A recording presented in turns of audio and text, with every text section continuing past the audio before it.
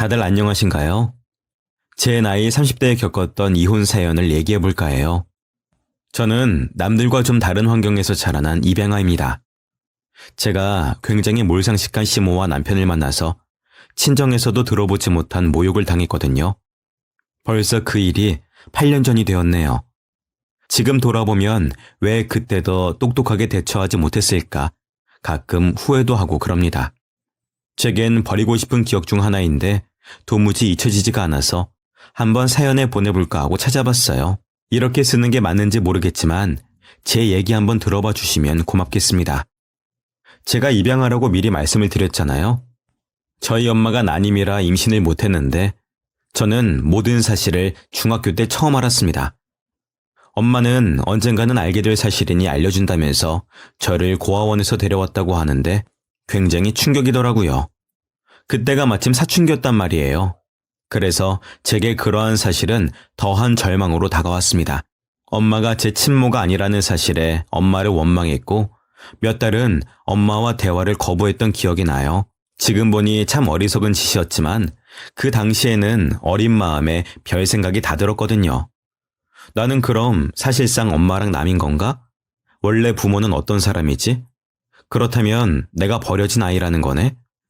이런 온갖 잡생각 때문에 얼굴도 모르는 부모까지 원망하며 모든 게 다 싫을 때였지요. 엄마와 아빠가 사별하기 전 두 분 다 아이를 너무 좋아했는데 난임이라 낳을 수가 없어서 입양을 택했다고 했습니다. 이러한 사실을 고백하기까지 엄마가 제 마음에 상처가 될까봐 얼마나 고민하고 또 염려하며 얘기했을지 압니다. 한마디 두마디 꺼낼 때마다 얼마나 조심스럽고 눈치를 봤는지 알아요. 저희 엄마는 제게 항상 진심이었다는 걸 알고 있고 제가 입양하라고 하더라도 엄마는 늘 제게 엄마다웠고 항상 헌신하는 마음으로 저를 키웠다는 걸 너무 잘 알아요. 그런데도 미웠다는 거죠. 이 사실을 알기 전이나 후나 엄마는 한결같이 제 엄마였는데 뭐가 그렇게 서럽고 미웠는지는 모르겠네요. 아빠와 일찍 사별하게 된 엄마는 제가 없었다면 이렇게 버티고 살지 못했을 거라고 항상 고마워했는데요. 제게 입양 사실을 고백하고 나서부터 저를 좀 더 들여다와주고 눈치를 보면서도 많이 챙겨주더라고요. 제가 어리석은 마음에 모질게 대하더라도 엄마는 제가 받아들일 수 있도록 그 시간을 기다려주었습니다. 엄마는 엄마로서 제게 얼마나 잘했는지, 얼마나 힘든 세월을 들였는지를 생색내지 않았어요. 그저 누가 뭐래도 너는 내 딸이다. 그 말만 해주었을 뿐이죠. 저는 사춘기를 보내고 나니까 엄마를 향했던 어리석은 감정이 자연스럽게 거두어졌는데요. 그 후로 제가 바보 같았다는 걸 알고 나서 엄마한테 보답하듯 더 잘해드렸습니다. 엄마는 옛날부터 초중고 앞에서 문방구 장사를 했는데 저는 대학을 다니면서도 엄마의 문방구를 같이 돌봤고 성실한 엄마의 뒷바라지 덕분에 무사히 잘 자랐죠. 하지만 저는 어른이 돼서도 제대로 취업을 못하고 있었어요.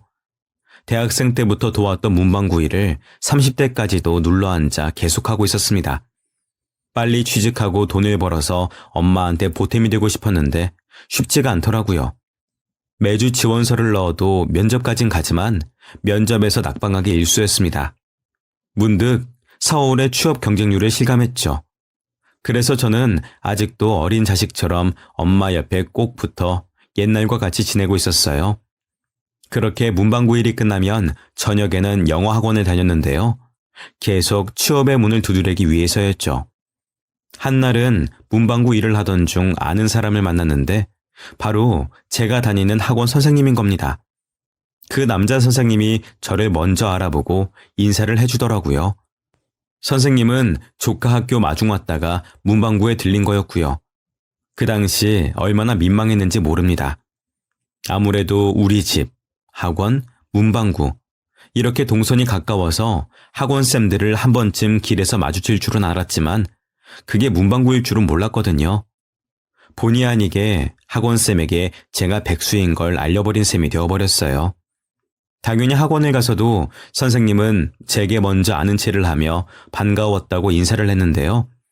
그 후로도 계속 아는 척하며 그렇게 다가오는 선생님과 인사 몇 마디 정도는 나눠야 되는 사이가 되었죠.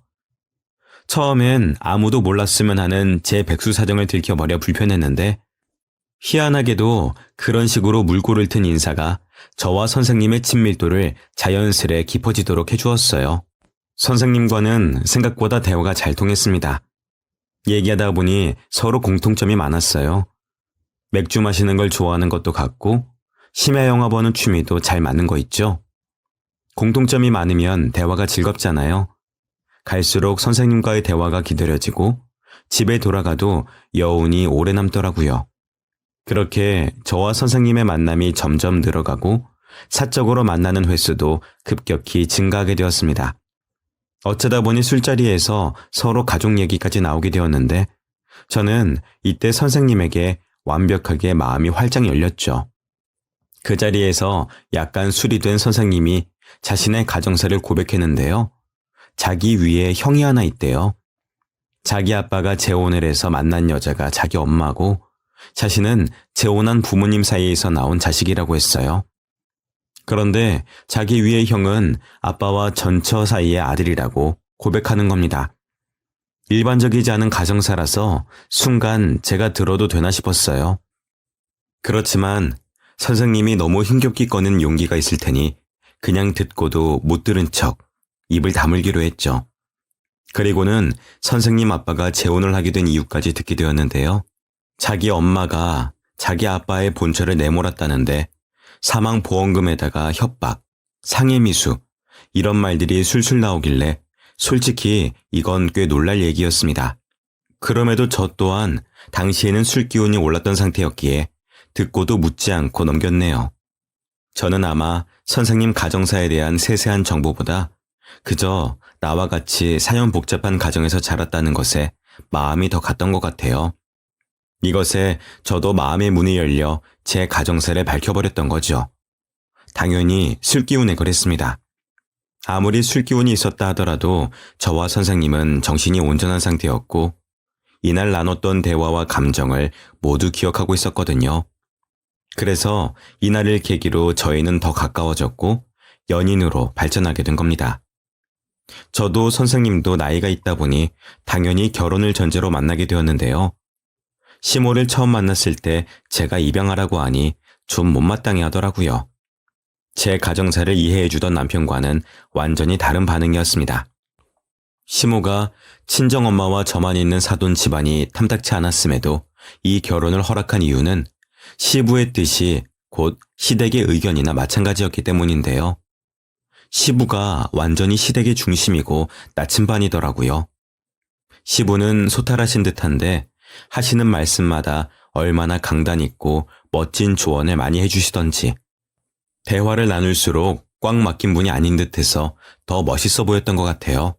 그런 시부는 자기 아들이 좋아하는 여자와 결혼하길 바래서 저희를 흔쾌히 허락하셨고 시모는 말 한마디 못 보태고 그대로 따를 수밖에 없었겠죠.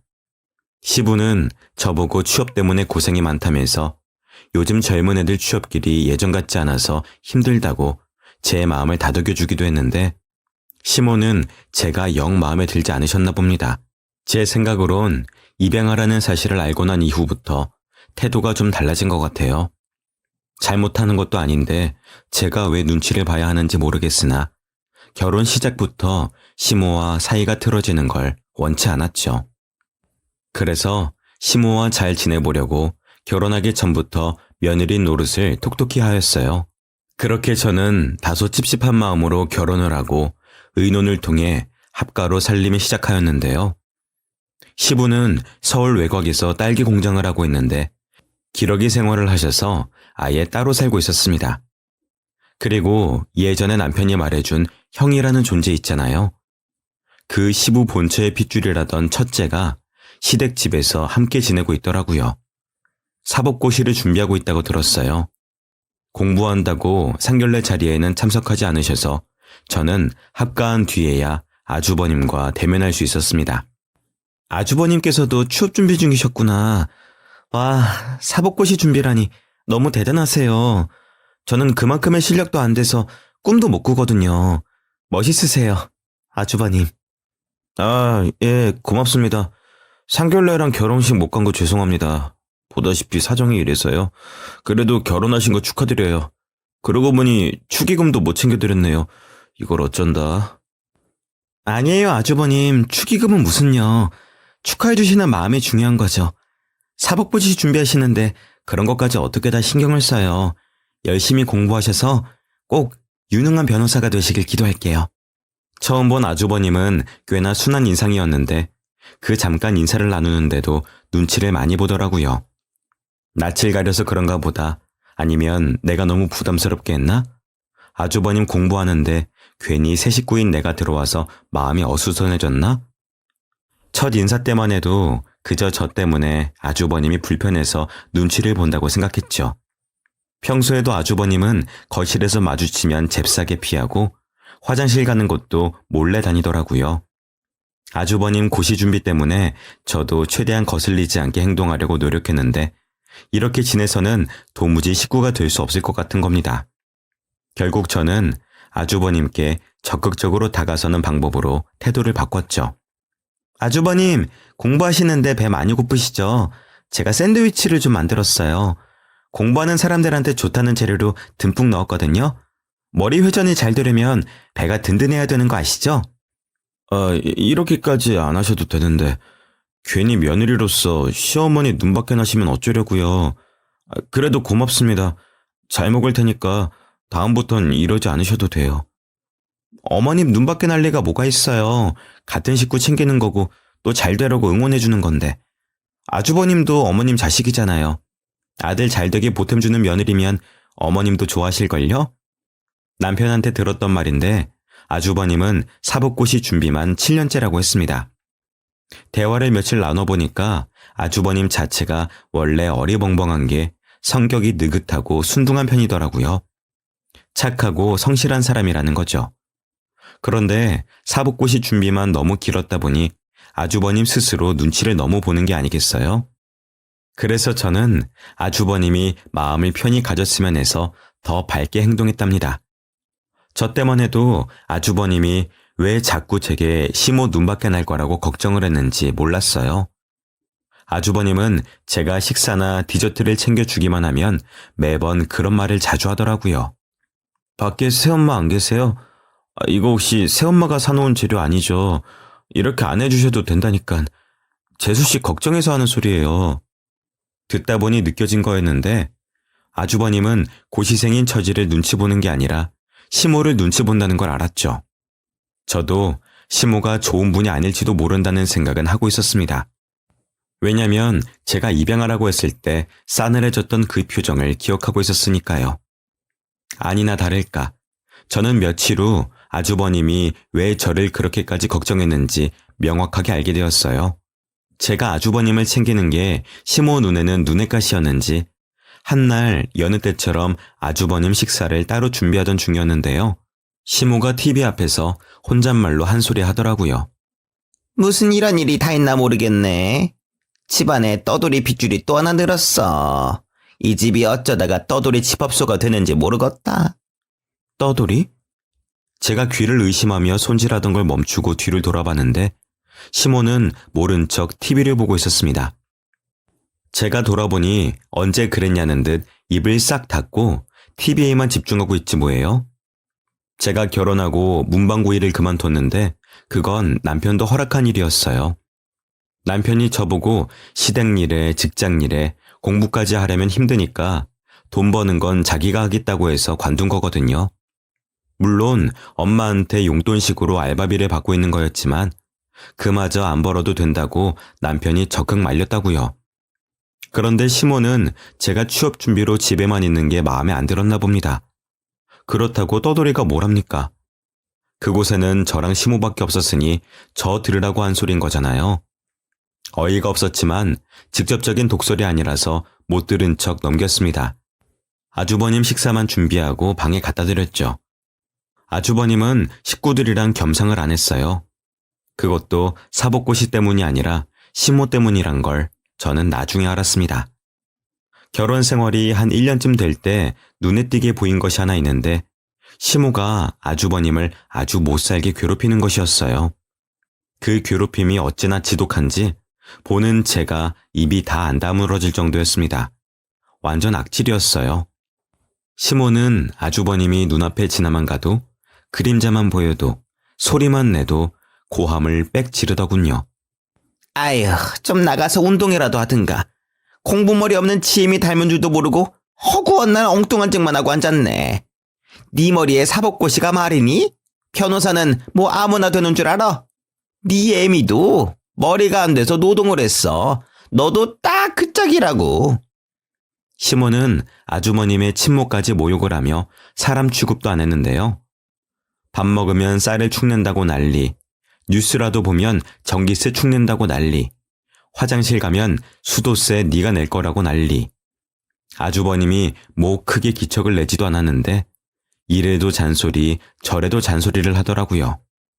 아주버님은 이미 익숙한 듯 눈치만 보며 알아서 피해 다니는데 이 모습을 제 눈으로 목격하고 나서야 아주버님이 방에서 안 나오는 이유를 알게 되었어요. 당시에는 제가 아주버님께 못 모르고 아주버님도 어머님 아들이잖아요 라고 했던 말을 얼마나 후회했는지 모릅니다. 시몬은 그동안 새 식구인 제가 있어서 아주버님께 시비를 안 걸었던 거였어요. 이젠 제가 편해졌는지 제 앞에서 아주버님의 체면을 다 깎는데 그럴수록 저는 더 뻔뻔하게 아주버님을 챙겼죠. 그랬더니 어느 날부터 시모가 제 심기까지 건드리기 시작했는데요. 그동안은 제게 안 좋은 소리를 하더라도 대놓고 하는 말이 아니라서 차마 엿줍진 못했는데 참아주니까 제가 맹탕이라도 되는 줄 아는 건지 갈수록 직접적으로 한 소리 하더라고요. 살림한 지가 언젠데 아직도 간을 못 맞추니? 사부인한테서 요리 안 배웠어? 아유, 사부인은 모를 일이겠네. 어디서 난 줄도 모를 애가 요리 솜씨가 있는지 없는지 어떻게 할까? 아무래도 네가 저기 요리 못하는 애미 몸에서 났나 보다. 그래. 저는 이날 진심으로 제 귀를 의심했습니다. 아무리 식구가 되었다지만 갈라서면 피 한 방울 안 섞인 남 아닙니까? 어떻게 다 늙은 어른이 해선 안 될 말조차 구분 못한답니까? 하다못해 친정까지 끌어와서 제 가정을 통째로 욕먹이는데 황당해서 말도 안 나오더라고요. 이 정도로 선도 모르고 사람 면전에 대고 입을 놀리는 사람 처음 봤습니다. 매번 똥 밟은 사람처럼 궁시렁대던 걸 직통으로 들으니 저는 그만큼 충격이 컸죠. 사부인께서 너 때문에 골치를 좀 앓았겠다. 너는 어디 집 핏줄이길래 아직까지 자리 하나 못 만들었대? 너도 처집 아들처럼 공부머리 없는 건 아니겠지? 부디 노동자 핏줄은 안 되길 바란다. 제가 아직까지도 이날 시모에게 바로 대응하지 못했던 게 한으로 남아 있습니다. 그땐 차마 무슨 말을 어떻게 시작해서 따져야 될지 모르겠더라고요. 상상 이상의 몰상식한 언사에 머릿속이 새하얘졌던 거죠. 그 뒤로 시모는 갈수록 얼굴색을 드러냈습니다. 제 앞에서 친정 가정사를 입에 달고 다녔는데요.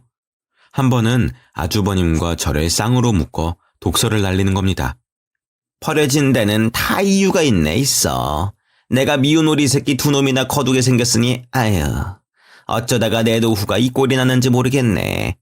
내 아들 없었으면 이 집구석에서 숨이나 쉬고 살았을까?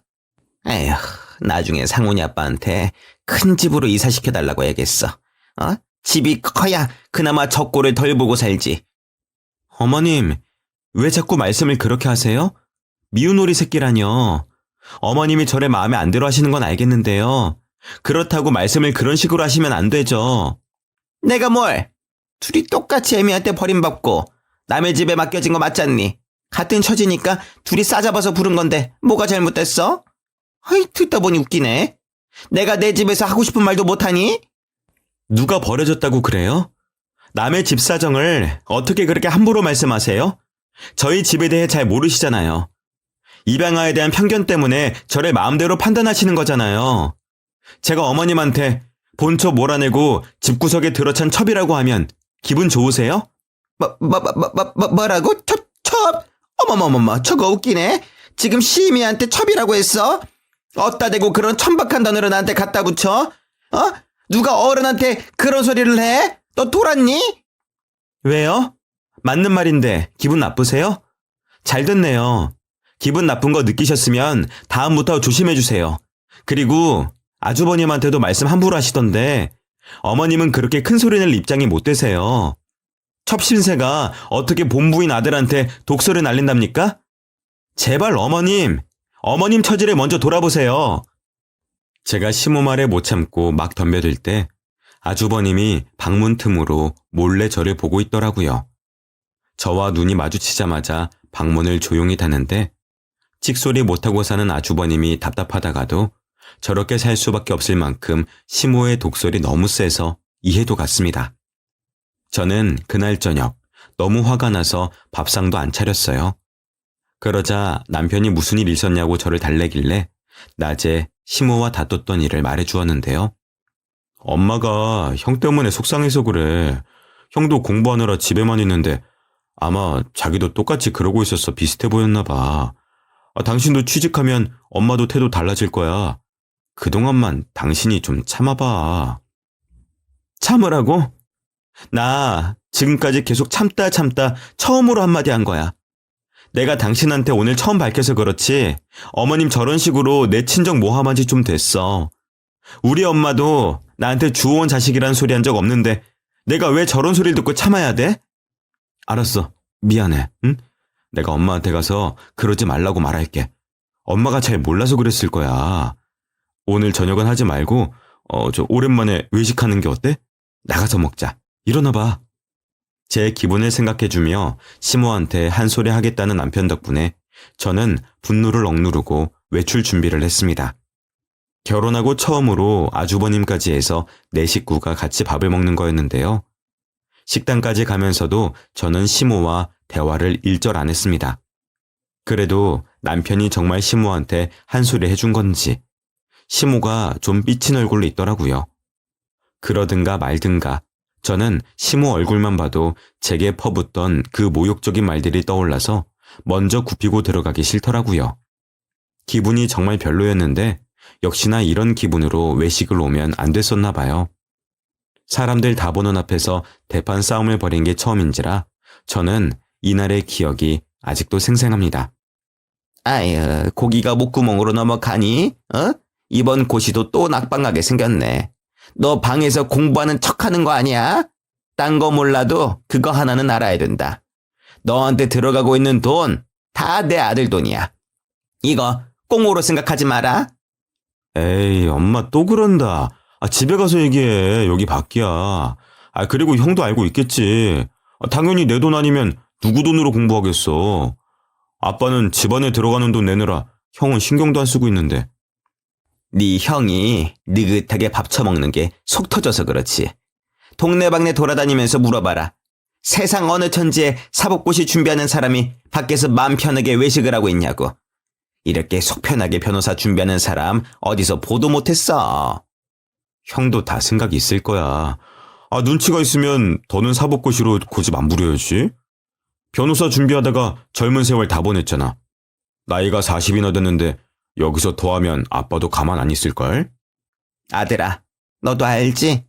저 녀석한테 들어간 돈만 해도 우리가 아파트 하나를 샀어. 이거 니네 아빠는 아직 모른다? 다음에 아빠 오면 네가 이 녀석한테 돈을 이만큼이나 쏟아부었다고 꼭 알려야 돼. 당연한 소리. 같은 배에서 태어나지도 않은 형제가 누가 꽁으로 지원하겠어. 그래도 아빠가 형을 자식이라고 끼고 사니까 어쩔 수 없이 잘해주는 거지. 이것도 다 미천이야. 혹시라도 아빠한테 문제 생겼을 때 나한테 상속 안 떨어지면 그건 그거대로 큰일이잖아. 배신감도 클 것 같고. 솔직히 남편은 저의 남다른 가정사를 이해해준 사람이라서 저와 같은 생각을 가졌을 거라고 믿었거든요.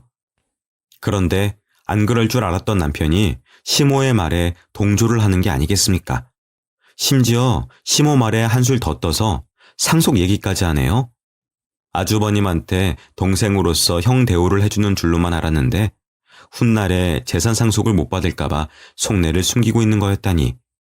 이 모든 것이 시모의 삐친 마음을 달래기 위함이라고 해도 저는 이해할 수가 없었습니다. 공부하고 있어요. 이번에는 합격할 것 같아요. 그리고 뒷바라지는 안 해주셔도 돼요. 제가 돈 대달라고 한 것도 아니고 그냥 따로 아버지한테 연락해서 부탁하면 되니까 제 일에 신경 꺼주세요. 7년이나 내 아들 돈 먹고 어디서 꽁무니를 빼려고? 응? 안 그래도 내가 상훈 아빠한테 말할 참이었다. 니놈 이번에도 낙방하면은 더 이상 뒷바라지 없는 줄 알아. 네 아빠한테도 내가 다 지원해주지 말라고 내가 일러놓을 거야. 다 큰아들이 알아서 생계를 꾸려야지. 염치 없게 계속 부모 도움을 받으려고 해? 나가서 네 애미처럼 노동을 뛰어서라도 내 아들이 이렇게 대준 돈부터 다 뱉어내. 나쁜 녀석 같은 이라고. 알았으니까 제 어머니 얘기는 더 이상 안 해주셨으면 좋겠어요. 이미 떠난 사람 계속 입에 올려서 좋을 게 없잖아요. 이럴수록 새엄마만 불편하실 텐데.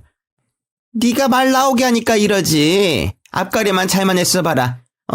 나도 그 여편 내 입에 담고 싶지 않거든. 그리고 우리끼리 있을 때 새엄마라 부르지 말랬지. 난 너 같은 노동자 핏줄 아들로 삼을 생각 없다. 변호사 돼도 예뻐할까 말까 한데 수년째 낙방만 하고 있으니 뭐 좋다고 아들 대우를 해주겠어? 듣다 보니 좀 그렇네요. 자꾸 잊어버리는 것 같아서 말해주는데 우리 엄마니까 형 걷어준 거야. 자꾸 엄마한테 말대꾸하면 나도 형 사정 이해 못해줘. 형, 친엄마한테서 버려졌잖아. 그거 데려와서 키워줬으면 우리 엄마 속은 뒤집지 말아야지. 솔직히 자기 자식도 아닌데 다 큰 애를 누가 걷어주겠어? 무슨 말인지 알지? 시모도 시모였지만 남편이 아주버님을 대하는 태도가 정말 충격이었습니다. 집에서는 아주버님이 내내 방 안에만 있었고 식사도 따로 하다 보니 제 남편과 같이 있는 걸 못 봐서 몰랐어요. 남편은 시모보다 더하면 더했지 시모 못지않게 아주버님을 천출 취급하더라고요. 알고 보니 남편이 아주버님한테 웬만하면 자기 식구랑 마주치지 말자고 해서 방에 더 꽁꽁 숨은 것도 있다고 하더라고요. 저는 외식하러 나오기 전까지만 해도 남편에게 남아있던 정들이 순식간에 다 떨어져 버렸습니다. 함께 붙여놓으니까 남편과 시모가 아주 똑 닮아있는 거 아니겠어요? 이 잠깐의 외식 자리도 숨이 턱턱 막히는데 아주버님은 이런 집에서 몇십 년을 살아왔을 거 아닙니까? 남편한테 한번 그런 질문을 한 적이 있습니다. 시모가 저렇게 아주버님을 싫어하면 아주버님 혼자 독립해서 살면 되는 거 아니냐고요. 그랬더니 남편이 말하길 다 함께 사는 걸 시부가 강력히 제안했다는 겁니다. 그렇다면 시부는 이런 사정을 모를 가능성이 크다고 봐야겠죠. 아주버님 성격에 식구들이 괴롭혀서 못 살겠다고 칭얼거리실 성격도 아니고 결국 이렇게밖에 살 수가 없었겠어요. 저는 차마 공공장소라서 큰 소란을 낼 수가 없었기에 대신에 고기를 아주버님의 접시 앞에만 잔뜩 놓고 시모랑 남편 쪽에는 기름 덩어리만 줬습니다. 제 나름 화가 난 감정을 소소하게 표현한 것이었어요. 내 나이에 기름 많이 먹으면 혈관 막혀. 그리고 집구석에 박혀가지고 빈둥대는 놈 뭐 예쁘다고 고기를 주니? 여보, 집게 일이네. 그리고 형 고기 안 좋아해. 운동 안 해서 이런 거 먹으면 소화도 못 시킬 거고. 형은 파전 같은 거 좋아한다던데. 여기 파전 얼마더라? 파전 같은 소리 하고 있네. 누가 고깃집에 와서 파전만 먹는답니까? 저는 제 손에 있는 집게로 팔을 뻗는 남편을 툭 쳐냈습니다. 아주버님 고기 좋아해. 내가 아주버님 식사 준비해줘서 알잖아. 물어보지도 않고 왜 당신 마음대로 계속 판단해? 그리고 장차 변호사 될 사람인데 잘 먹고 든든하게 공부해야지. 뭐? 참나. 글쎄 우리 형이랑 친해지기라도 한 거야? 엄마 말 들어보니까 당신이 계속 형 챙겨준 것 같던데 앞으로 그러지 마. 버릇 들어서 나중에는 당신이 형 뒤치다거리까지 해야 될 수도 있어. 빨리 집게나 일이네. 아주버님, 양념갈비 좋아하시죠? 저번 주에 잘 드시던데. 잠시만요. 사장님, 여기 양념갈비 5인분이요. 양념 국물 좀 많이 주세요. 막무가내인 제 행동에 남편이 살짝 기분이 상했는지 고기 굽는 제 손목을 힘으로 움켜쥐더라고요. 남편의 힘 때문에 반동이 생겨 집게로 잡고 있던 고기가 날아갔는데 그게 바로 시모 옷 위로 떨어지는 게 아니겠어요? 놀란 시모가 토종닭처럼 파다닥거리기 시작하더라고요. 그러면서 하는 말이 겨우 참고 있던 저의 화수분을 터뜨려 버렸습니다. 아니, 이게 얼마짜리인 줄 알고? 우리 아들이 첫 월급 타서 사준 옷인데 애가 왜 이렇게 조심성이 없어? 이럴 줄 알았어. 쥐뿔도 없는 집에서 내다 버린 자식이 다 이렇지 뭐. 아휴, 내가 내 팔자를 탓해야지. 뭘 바라겠어, 어? 남편이 급하게 나서서 시모를 도왔으나 저는 여전히 화가 주체가 안 될 만큼 오른 상태였습니다. 저 또한 그대로 자리에서 일어났더니 정말 기가 막힌 타이밍에 사장님이 양념 고기를 가져오는 겁니다. 그때 무슨 정신으로 그런 간큰 짓을 했는지 모르겠어요. 저는 양념이 가득 절여진 고기를 손으로 잡아 시모 얼굴에다 냅다 던져버렸습니다. 양념 국물과 파편에 시모 꼴이 완전 범벅이 되자 시모는 놀라서 굳어버렸고 남편도 마찬가지로 당황하더라고요. 시끄럽던 식당 내의 분위기도 순식간에 정적이 되어버렸죠. 당신 이게 뭐하는 짓이야? 미쳤어? 당신 시엄마야. 정신 나간 게 아니고서야 무슨 이런 짓을 저질러? 당장 사과드려. 당신 눈에는 내 잘못만 보이니? 어머님이 나한테 무슨 말 하는지 못 들었어? 내가 말했지. 우리 엄마도 나한테 이딴 취급 안 한다고. 그리고 어머님, 제가 그렇게 말씀드렸는데 아직도 어머님 신세 생각 못 하시고 함부로 입을 놀리시네요. 어머님 위치가 떵떵거릴 만한 사정은 아니라니까요. 예, 너 말 가려 하네? 어디 사람들 보는 앞에서 이 시애미를 이 꼴로 만들고 네가 그러고도 며느리야? 건방지게 시애미한테 협박이나 하고. 이러니까 네가 주워온 자식 소리 듣는 거야. 네 친정 욕 안 먹게 하려면은 네가 이런 식으로 행동하면 안 되지. 그리고 내 위치가 어때서? 재혼한 게 죄야? 재혼도 똑같은 혼인이야. 어머님, 자꾸 내다 버렸네, 주워왔네 하시는데 어머님께서 모든 권리를 다 쥐고 있는 것처럼 말씀하지 마세요. 그 집에선 어머님이랑 남편이랑 제가 불청객인 거예요. 그 집 주인은 아주버님이라고요. 아버님은 어머님이 본처 내몰려고 협박한 거 알고 계세요? 어머님이 본처 사망보험금 노리고 아파트 난간에서 밀려고 했던 거 아세요? 재산 노리고 재혼에 목숨 걸었던 거. 아버님께서 그거 다 알고 계시냐고요. 뭐야? 그게 다 무슨 소리니? 무슨 말 같지도 않은 소리야. 어디서 이상한 말을 주워들어서는 나 하나 몰아세우려고 이젠 되도 않는 얘기까지 치어내는 거니? 어머님이 생각해도 사람 짓이라기엔 너무 끔찍하죠. 남편이 결혼하기 전에 말해주더라고요. 그렇게 상식이 없는 짓거리를 해놓고도 결국 사망보험금 못 하셨다면서요? 그게 억울해서 아주머님 괴롭히는 거예요? 당신 이 암담으로? 내가 언제 그런 말을 했어? 무슨 말을 어떻게 들었는지 모르겠는데 그거 다 사실 아니야. 한마디만 더 하면 나 여기서 당신한테 일낼지도 몰라? 그만하고 당장 여기 우리 엄마한테 용서 빌어. 왜? 맞는 말이잖아. 비밀로 묻어두기에 너무 크지 않아? 아버님도 알 건 아셔야지. 그래서 내가 아버님한테 연락드렸어.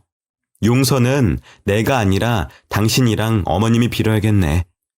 그때 입구 앞에서 지켜보고 있던 시부를 향해서 제가 인사를 드렸더니 시모랑 남편이 당황하며 뒤를 돌아봤습니다. 모자의 얼굴이 한순간에 사색이 되더라고요. 시부는 저희 대화를 모두 듣고 화가 난 채로 다가왔는데요.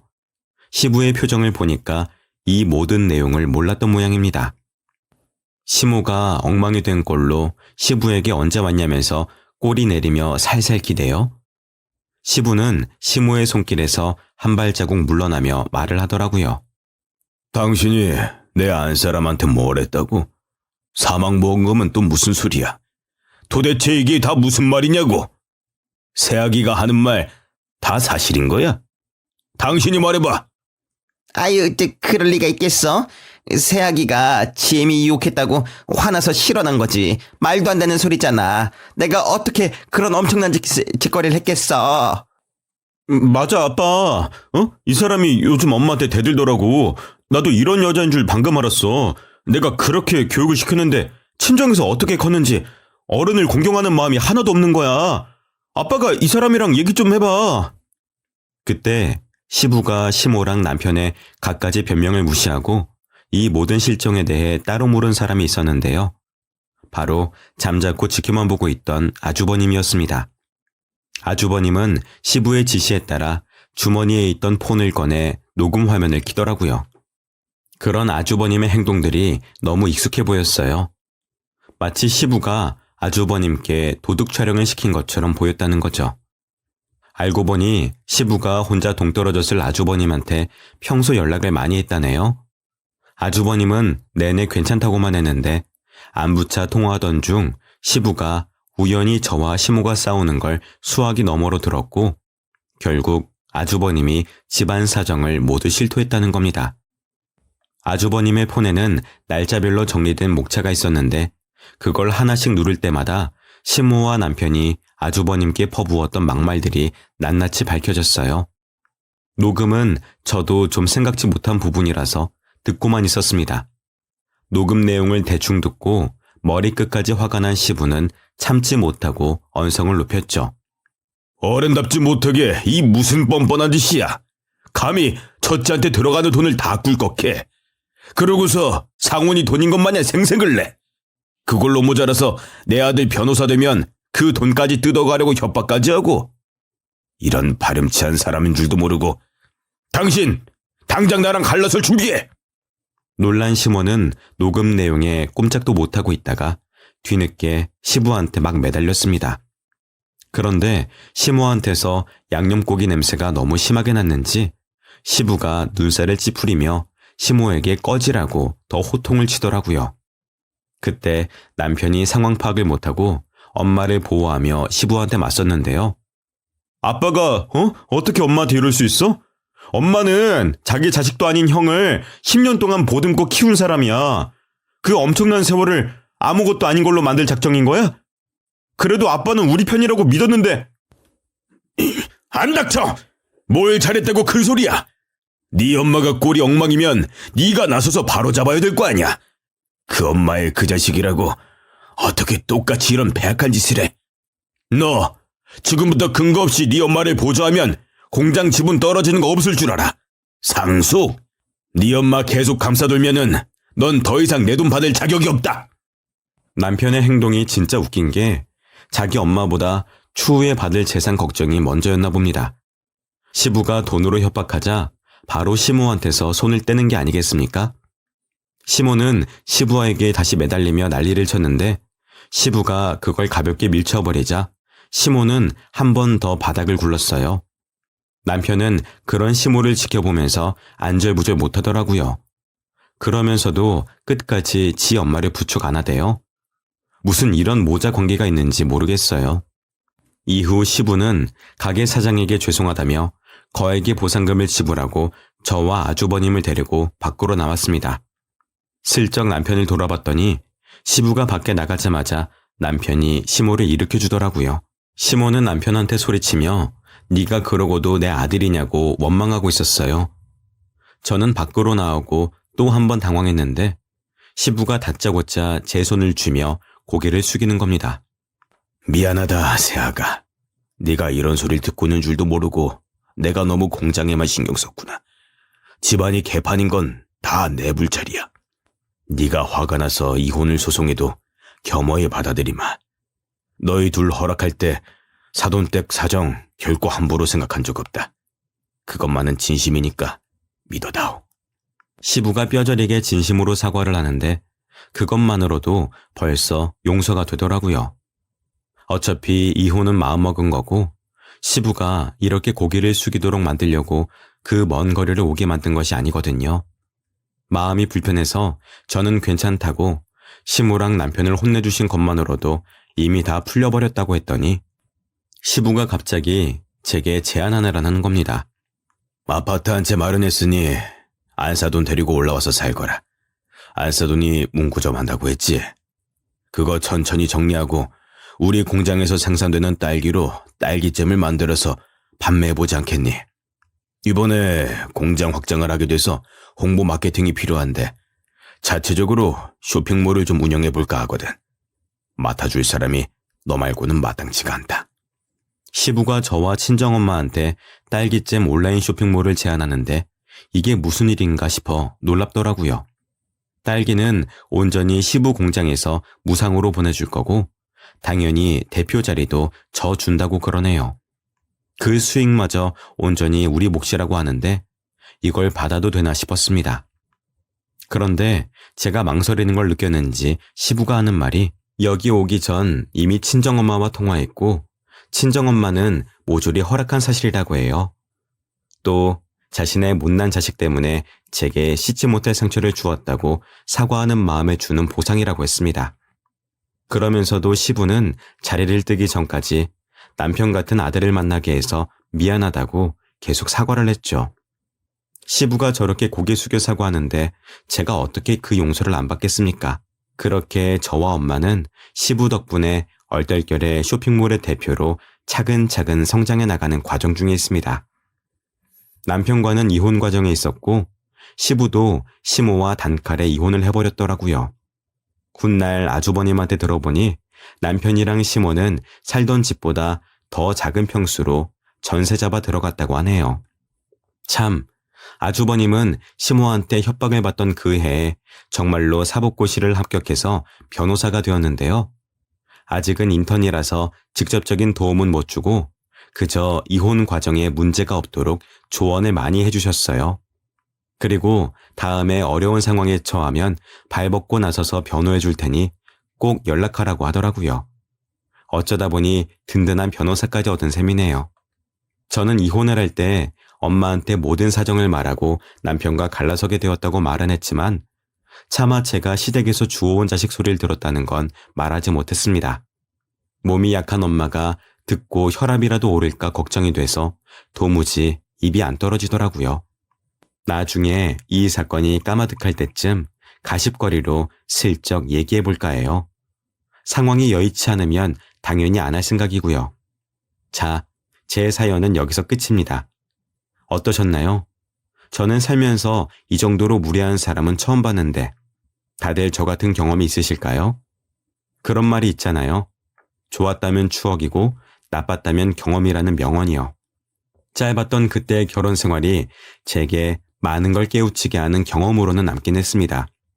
이 경험을 토대로 저는 2번의 실수는 하지 않을 지혜가 생긴 기분이거든요. 결혼을 하신 분들이라면 시댁에서 받는 스트레스가 다들 있을 거라고 봅니다. 그걸 견디며 살아가시는 모든 며느리들 정말 마음으로 존경하고 있습니다. 저는 그 스트레스를 버티지 못하고 나온 사람인데 너무 대단한 며느님이시고 아내이시고 엄마세요. 부디 이런 굳센 분들에게 꼭 행운이 깃들길 바랍니다. 아마 앞으로는 여기에 사연을 쓸 만큼 충격받는 일이 없을 것 같습니다. 짧은 시간 제 글과 함께 해주셔서 감사합니다. 다들 평안하세요.